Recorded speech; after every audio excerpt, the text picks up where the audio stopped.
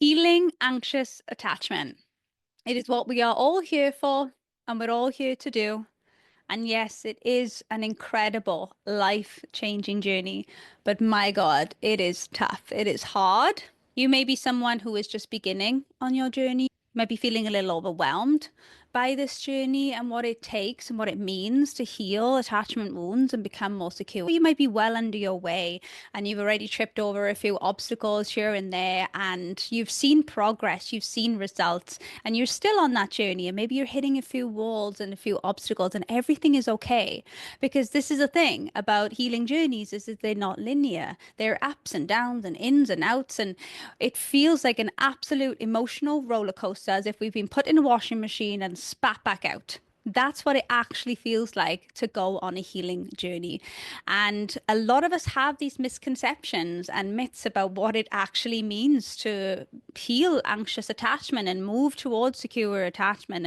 It moves us towards being more at ease and confident and healthier in our relationships, but it also does require confronting some uncomfortable truths along the way. So I just wanted to be real with you guys in today's episode of what it actually takes and what are some of the things that no one told me about healing anxious attachment, some of the things that I have to relate to my own clients when they come into my programs.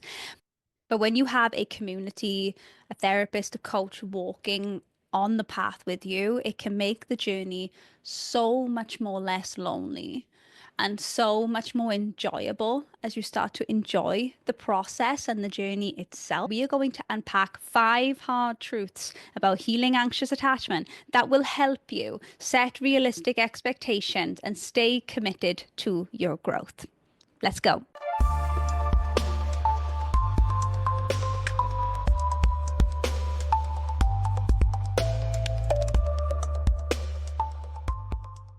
Hello, my beautiful, secure women and men here. Welcome back to the Relationship Rehab Podcast. I am Samantha, your host, attachment trauma specialist, relationship coach, here to give you some advice, some tips, some hard truths about what it means to heal anxious attachment and embody that secure woman or man that you are within. Now, before we start with this episode, I just wanted to address something that is happening in real time. And that is that I posted something super vulnerable on my Instagram last week about losing a baby.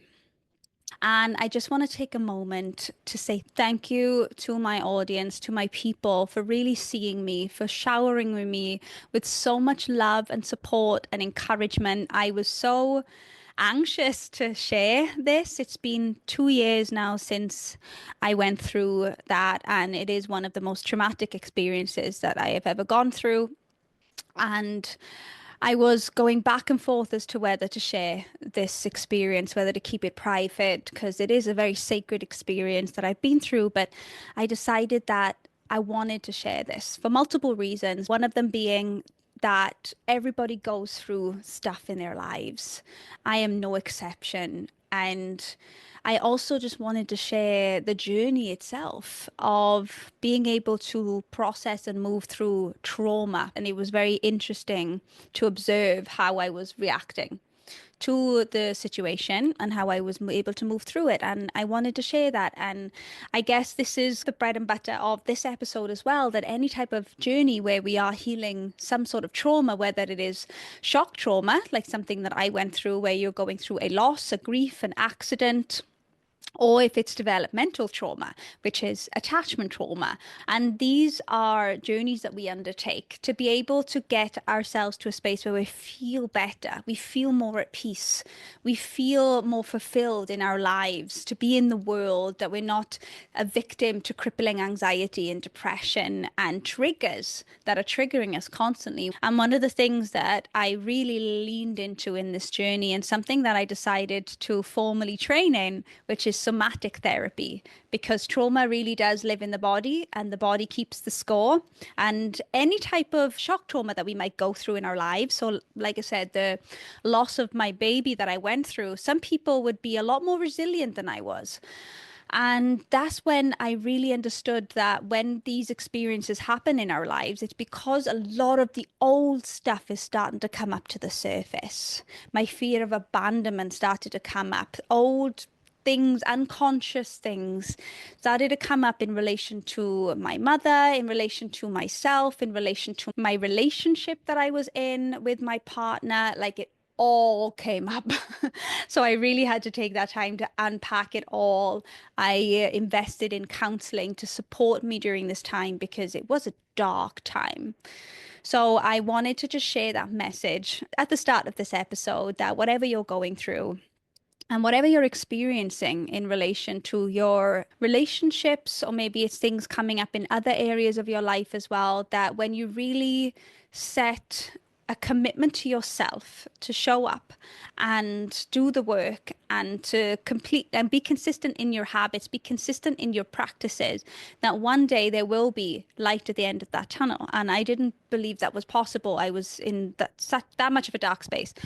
But someone said this to me, and even though I didn't believe it at the time, I wanted to, and I just made the decision that I was going to believe it. And eventually, I did start to feel those glimmers, feel those lights, and did end up processing, moving it through. And now I can talk about it without breaking down into tears, which is amazing. So I guess I just wanted to thank you all so much for giving me the space to share something so personal, so vulnerable for me in my life.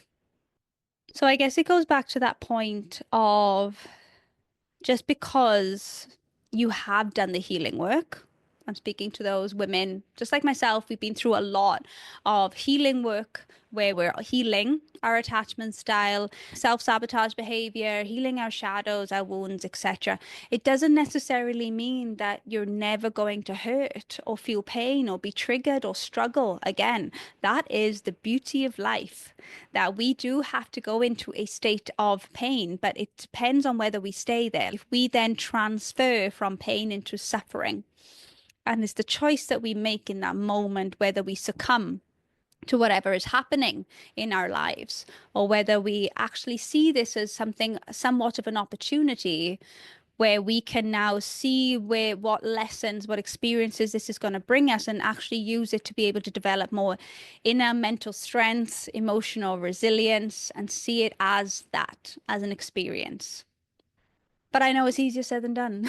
When I was going through and moving through that trauma, I remember because I was coaching, I was in my business and it was thriving. And I felt a little bit like an imposter. I felt like a fraud. I felt like I should be doing better.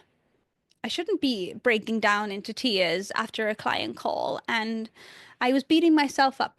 And I completely missed the point of what it means to be that secure person for yourself.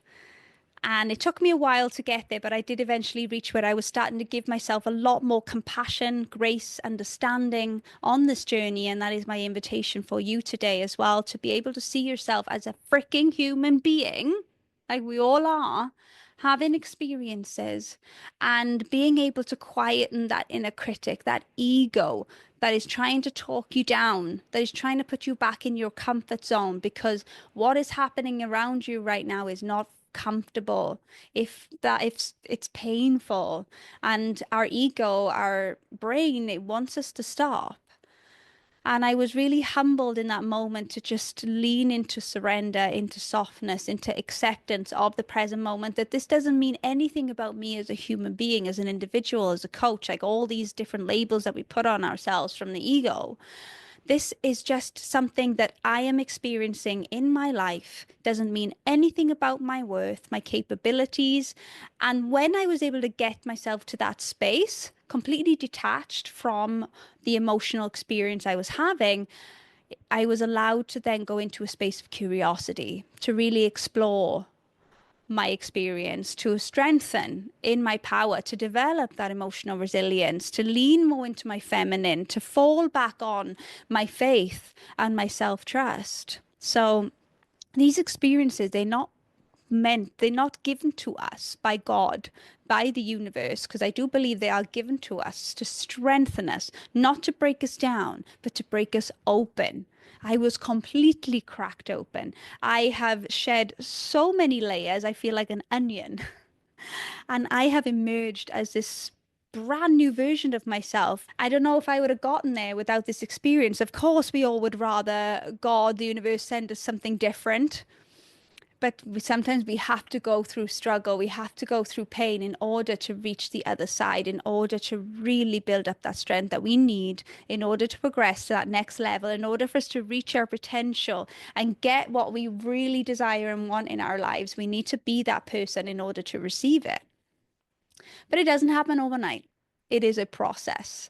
And in a society where we are wanting more quick fixes, more easy solutions, it can be quite repelling.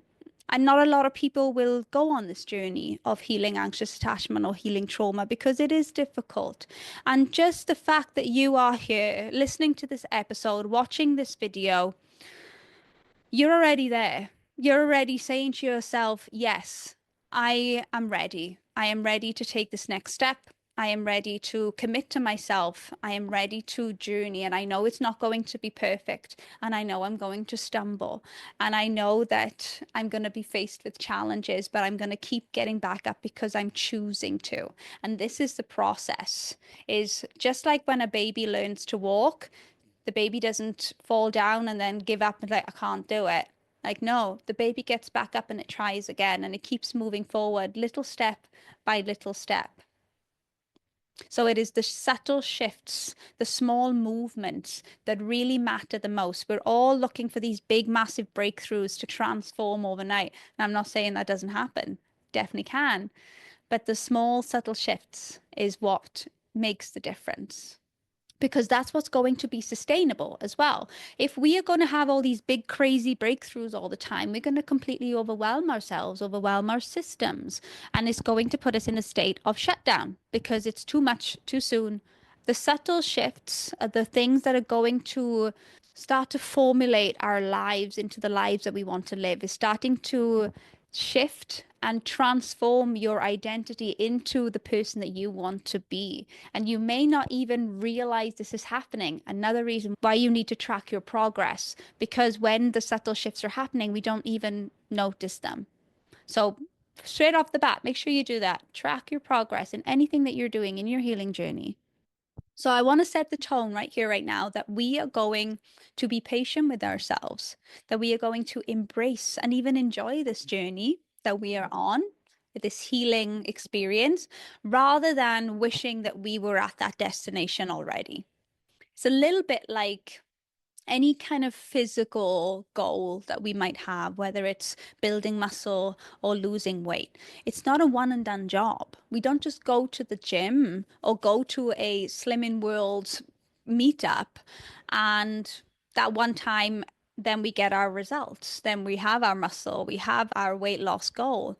No, we need to be consistently showing up to those meetings, to the gym, in order to build muscle, in order to chip away at that weight. It's the same with our mental health. We need to keep showing up in a consistent manner in order to reprogram those beliefs or heal those wounds or connect to our inner child, whatever your goal is, whatever your focus is on this healing journey. It is a lifestyle change. It is a commitment, consistency, challenge. Building that mental strength and resilience. It takes time and also a willingness to get uncomfortable. When you're lifting weights at the gym, if it's too comfortable and too easy, your trainer's going to be like, go heavier, because that's what's going to build muscle. Same in mental health. Go heavier, go deeper. Be more willing to get uncomfortable because that's what's going to get you results. All right, I know that we are well on our way here, but let's start diving into these 5 steps individually. And the first one is something that I really have touched upon already, and that is healing isn't comfortable. Feeling uncomfortable is actually a sign of progress because let's be real with each other here right now. You are learning a completely new way of being. Do you know how profound that is? This is no small feat. This is not something that you have done before in the past. You are completely learning how to be in relationships in a new way, how to operate in your lives in a brand new way. It's like learning a new language, something you've never spoke before. And along the way, you are going to be triggered. You're going to feel called out. And you are going to ride that emotional roller coaster. And through it, all of this, your brain, your inner critic, your ego is going to be screaming at you, telling you to stop. What are you doing? This is not good. This is not comfortable. This doesn't feel familiar. We need to go back to what feels familiar because our brain has made the association that what feels familiar feels safe. And this is why we find ourselves getting trapped into anxious avoidant relationships because it feels familiar. It's our comfort zone. So we're dealing with all of these voices in our minds as well, making us doubt ourselves, making us doubt our progress. I see this all the time with my clients where when they start to do the work, they'll start to notice where they're tripping and where the obstacles are because we do have this negative bias where we don't tend to track our progress, the small wins, but instead we hyper focus on all the ways we went wrong, all the ways we weren't perfect, and the challenges that we came up against. And when we hyper fixate on those things, we start to think that we're taking 10 steps backwards. When I promise you, you are leaping forward in this moment. This is a very good sign that you are on your way, you're on the right path. But my love, your brain is protecting you right now. It doesn't want you to address those patterns of self-abandonment and those ingrained fears of unworthiness and past feelings of potential rejection. It doesn't want you to go there. It's trying to protect you from it. It wants you to push it back down, give up, go move on to something else, hope that things will just work themselves out. And it is your job to fight it with your emotional resilience, with your commitment, with your why. Why are you even on this journey? Why are you here? Keep coming back to that as your motivation to keep moving forward when things are tough. And that's why it's really important to have environments, safe people around you, with you on this journey. It is so essential. The right tools, the right strategies, because this is a whole process of unlearning and relearning. You need support. So if you haven't already, get yourself in a community support group. I have a free one on Facebook. You're welcome to join that. Join me on Instagram. That is also a community. Or find people in your local area that you resonate with, or friends that you can trust that you can talk to. Don't do this journey alone. Because I know that feeling of wanting to isolate, of not wanting to share, maybe because you're feeling a lot of shame around your past behavior or the fact that you are feeling so anxious, a powerhouse woman like you feeling anxious over someone's son who's not even showing up and doing the bare minimum. What are people going to think? We're always thinking about what other people are going to think and the judgments that they make about us. And that's where the work is as well. Being able to override that fear of judgment, being able to override that fear of vulnerability and see it as a strength. That the moment you start to share your experiences, your story, even in a public arena like my Instagram, like I shared my story about losing my baby, the vulnerability, the rawness, oof, it wasn't comfortable. But my gosh, like it was able to shine a light. It was able to give space for people to share their experiences, what they were going through, and give them permission to be vulnerable with themselves and you as well. And that's what formulates connection. That's when you start to feel very supported in life. And we go through it together because we are built for connection. We are wired for that as human beings. Number two, there's no such thing as a secure attachment finish line. We have this illusion that becoming secure is a destination. And I know a lot of people in the coaching industry and therapy kind of romanticize and formulate this elusiveness of becoming secure. I'm guilty of that as well. I'm raising my hand and admitting that we do formulate our messaging and marketing to becoming secure being the goal, the end destination. And it is, but it is a work in progress. Just like weight loss, that's the goal, right? But once you reach that destination, doesn't necessarily mean then you can fall back into your old eating habits, patterns, because you're just going to unravel all of that work. The same with healing attachment trauma. This is a lifestyle change, a lifestyle commitment that you are going to keep showing up and doing these practices and habits and can be in a completely different way of being secure. That is an identity. That isn't something really tangible that you can hold in your hand. It is an embodiment of yourself. And yeah, you'll have things as a result, like a relationship, a partner, career progression, whatever it is that your goal is in becoming secure. That will happen for you in your life, but it starts with the embodiment of who you are and the consistent embodiment of being secure. So there's no single moment of arrival. I think a lot of myself included, a lot of my clients expect to just wake up and feel secure. But it is that gradual progress, repeatedly choosing new ways of responding to your triggers over and over again, and not expecting perfection, doing this over and over until it becomes the default. This is a little bit like learning a new language, a new skill. So the different stages of learning is when we start with unconscious incompetency. We're not even aware that this is an issue, a problem. A lot of people are operating in this space. And then you move into stage two, which is conscious incompetency, meaning you are aware that you have attachment trauma patterns, attachment style that is impacting the way you show up in your relationship, but you don't know what to do about it. A lot of people are here as well. Maybe you are, and that's why you're here. And then we get to stage three, which is actually the hardest, and that is conscious competency. And what this means is now you are aware of the patterns, of the behaviors, of the wounds, and you are competent in the strategies and the tools and the practices that you need to implement in order to achieve your goal of becoming secure. This is where a lot of people trip up, give up, and move back into their stage one or stage two, because this is when it requires a lot of conscious effort. It requires a lot of, just like learning a new skill, practice. A lot of practice. We have to go to class, we have to get courses and books and coaching, and we have to practice in our lives speaking this new language, being this new person. And then we move into stage four, which is unconscious competency. And this is when things start to become autopilot. So, in the example of learning this new language, it could be that when you just start to talk in that language without even having to think about it, it just happens. It's the same with embodying secure attachment. You are going to start to realize that one day you're going to start to respond instead of react. You're going to be able to stay calm when you're having a conflict with your partner. You're going to be able to realize that you have self-soothing tools already integrated into your being when you don't receive that text message back, and instead you're leading with curiosity instead of anxiety.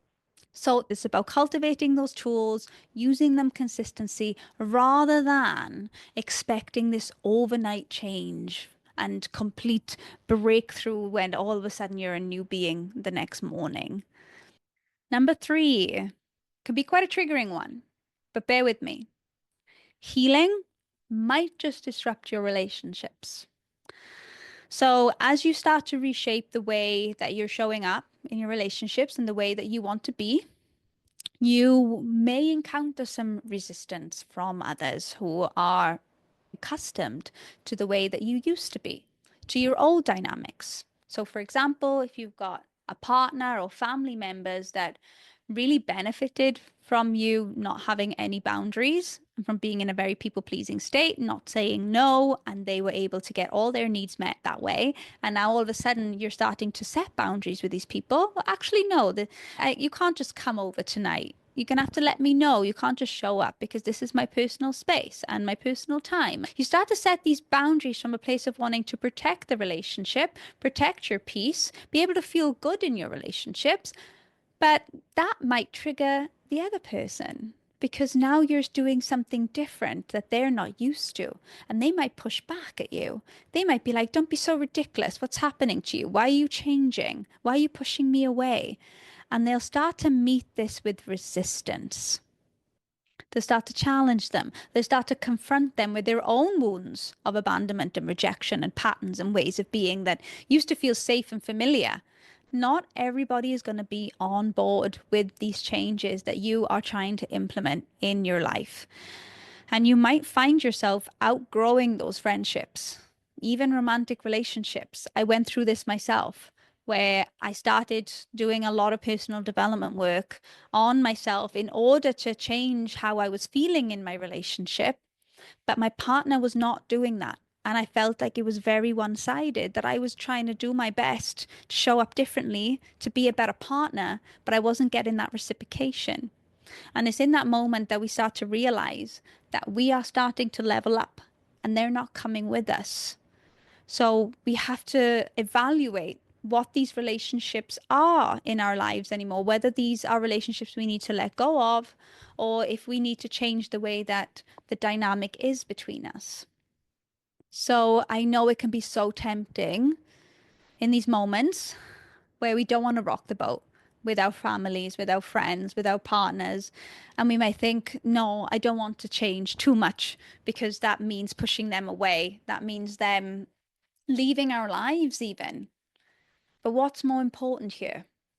Holding on to those relationships that are driven by a fear of abandonment and rejection, self-abandoning yourself, not being your authentic self, or deciding to make a commitment to you that the relationship with you, your authenticity, your ability to speak up for yourself, speak your truth, is more important. And it's really vital to remain steadfast in this journey towards being your most authentic, secure self, even if it means facing challenges and difficulty and being uncomfortable with others as they may push back. And what I want to say to wrap this point up is the people that will support your decisions, will support your choices, and support the changes. They'll encourage you to develop these healthier coping mechanisms and ways of being. And the people that are pushing back, like I said, may have benefited in some way and they don't want to see that change for whatever reason. So, this evaluation is not necessarily a bad thing. Sometimes we need to create space in our lives in order for new connections and new friendships, new relationships to come through. Point number 4 is that you will still be triggered. This is a misconception that I definitely had, that I thought if I would learn all the self-soothing strategies and understand my nervous system and rewire my beliefs, that I will never be triggered again in my life. And I'm just going to be this cool, calm, and collected person just floating through life. Actually, I was humbled to know that triggers still remain a very much a part of your life and they are not a bad thing. How can we change our relationship to the triggers that we experience? I started there. I started to observe that triggers were not meant to completely disconnect me from myself, were not meant to send me in spirals.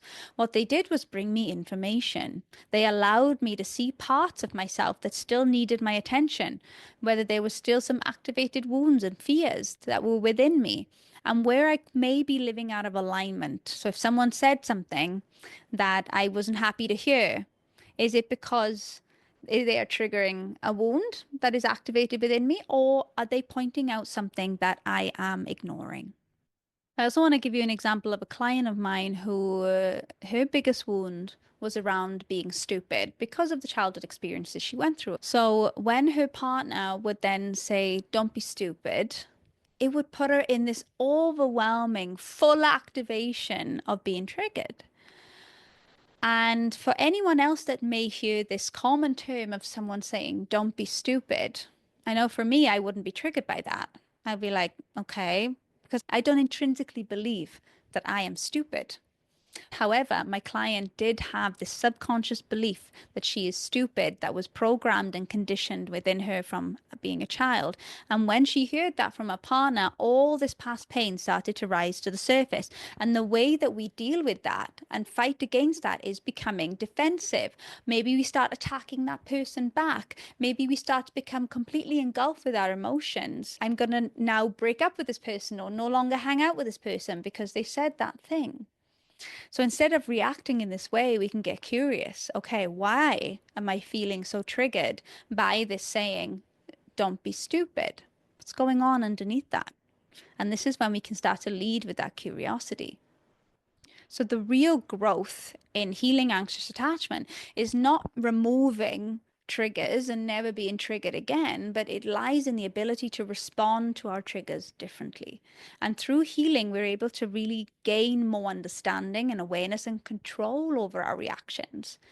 And we can be more intentional with our responses rather than leading with reactive impulses.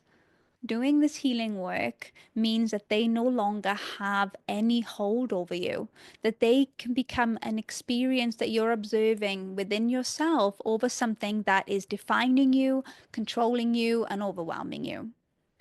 And the last one, number 5, is one that you might be surprised to hear, but will resonate on a very deep level.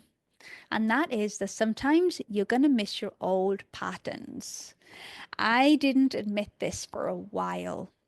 Of course, to have healthier, safer, more peaceful relationships is better than unhealthy, toxic, emotional roller coaster of a relationship dynamic. But what I did not want to admit back then is that sometimes I would miss the way that I was when I was in my anxious attachment. And what I mean by this is I had moments where I was in my safe, beautiful, secure relationship, and I had a fleeting thought of, will I ever feel those explosive butterflies again?